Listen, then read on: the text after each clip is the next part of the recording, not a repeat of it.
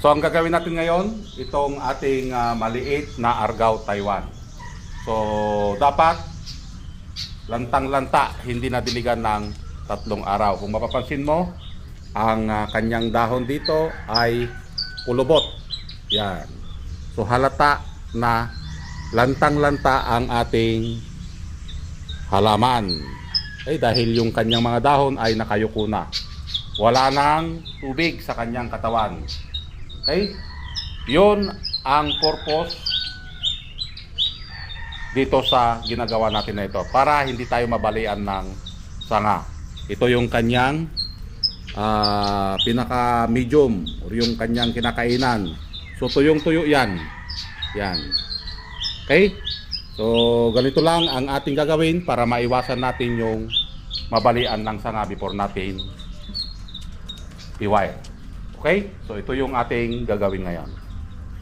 Tanggalin lang natin yung mga sanga na hindi na kailangan upang sa ganun kapag ito ay ating i-wire, ito ay malinis. Ganun din ang mga dahon nito dapat matanggal para tubuan ng sanga.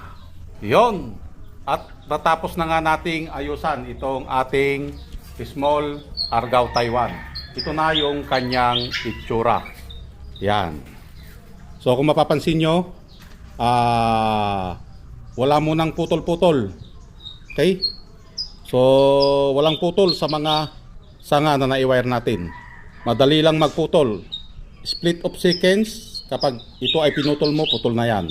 Pero ang pagpapalaki ng sanga, ito ay aabutin ka ng taon.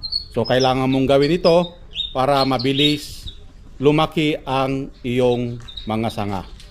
Okay? So wala munang putol-putol. Yan. Okay? So hindi nyo muna ma-imagine yung kanyang itsura dahil magulo pa ito. Yan. Nagpapalaki pa tayo ng primary branch at saka secondary branch. Okay? At dito tayo mag-e-apex. Yan. Okay? So yun lang. At kung ikutin natin, ito yung kanyang itsura. Yan. So ito yung kanyang back branch. At kung dadalhin natin dyan, so ganyan ang ating makikita. Magulo. Okay? Binigyan lang natin ng sayaw yung mga hindi pa naka-wire. Yan. Okay? Walang putol. At ito yung kanyang harap. Yon.